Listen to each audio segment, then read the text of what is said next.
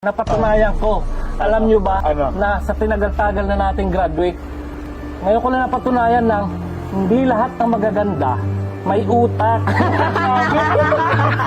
Grabe. Mga tol, alam nyo na-justify talaga ni Snowy yung pagiging valedictorian, no? Sipag, no? Tsaka biruin nyo, pagka-graduate niya ng college, may sarili na agad siyang restaurant. Napakagandang place na ito. Ay, yun. Balitang-balita ako sa social media. Uy, Snowy! Hi! Kamusta? Basta, Okay naman. Kayo ba? ayos Okay naman. naman. Salamat sa pag-invite dito, ha? Oo, welcome pala sa restaurant Buti na lang, na-invite mo kami sa Ay, nako. napakaganda mong restaurant. Proud na proud kami sa iyo, tol. Nakakatuwa ka naman.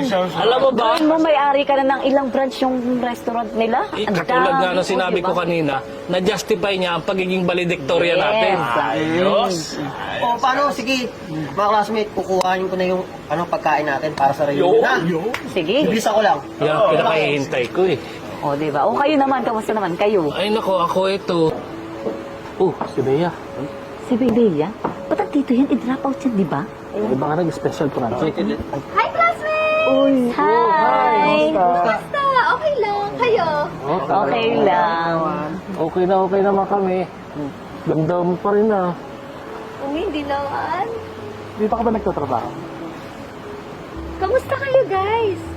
Okay naman kami. Ako, okay lang din ako. Ba't andito ka? Siguro server ka dito, no? Actually, nagsiserve din ako dito. O, diba? Server siya. Alam nyo guys, siya kasi yung classmate natin na puro ganda lang. Pero may konting utak naman. At ito pa ang masaklap. Konting utak na nga lang nilagay pa yata sa sisig. Grabe yun, no? Joke lang ha, joke lang. Ganyan. Aha. Kaya nung high school Hindi. Oh. Kaya naman pala pinapakopya mo, tol. Hindi nga maganda, hindi ko pa kakopyahin yun.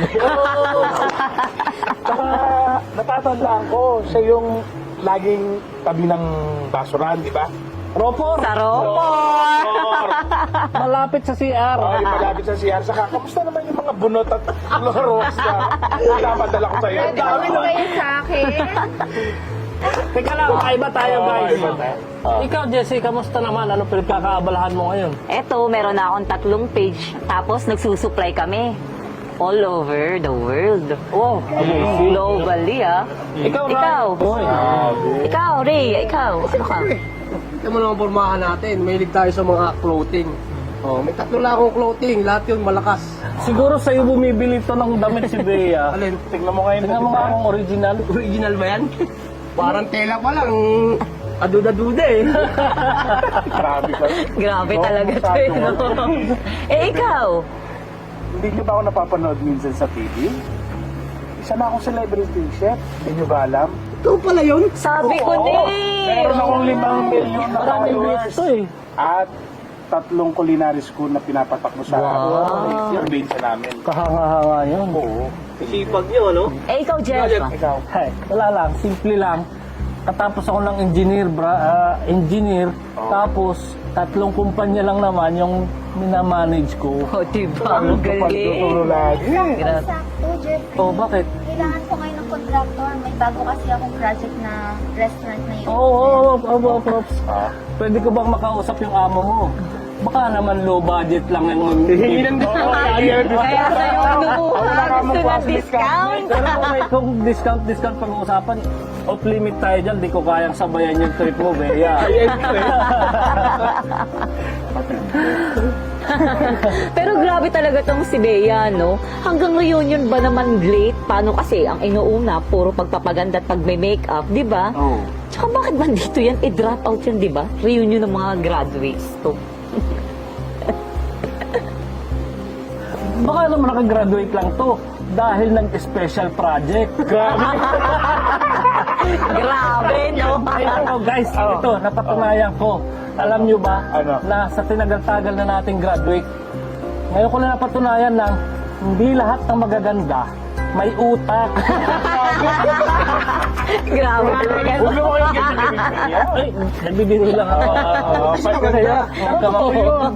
Grabe ko din doon. Ay, kaya nagbibiro lang ka. Biro lang. Joke. Pero, Ayun. Saka rin eh. Hindi, totoo naman ah. Ito talagang galing dumatong doon.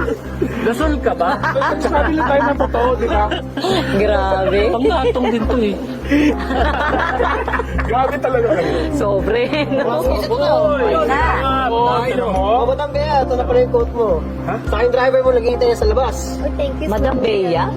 Akala ko, ikaw may-ari ng resto. Ba't tinatawag mo siya Madam Bea? Eh, sinasabi sa inyo, classmates eh. Kanina kasi, hindi nyo ako pinapatapos magsalita. Hindi pa alam na si Madam Bea may-ari ng restaurant na to. At siya rin yung nag-propose ng reunion na to. Paano nangyari yun? Hindi ba drop out yan?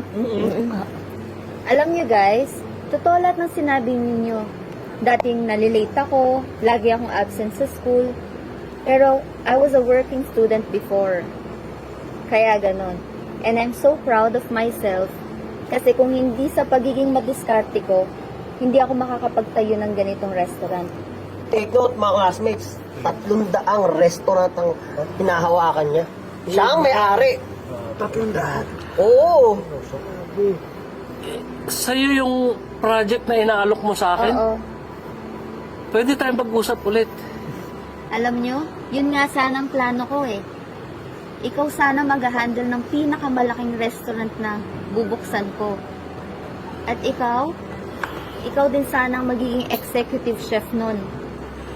Tapos, sa'yo ko naman ipapagawa sana lahat ng uniforms ng mga employees ko. And lastly, ikaw ang magiging influencer ng online business ko rin. Pero wala eh, masyado niyo akong hinusgahan agad. Kaya sana, aral din to sa inyo guys.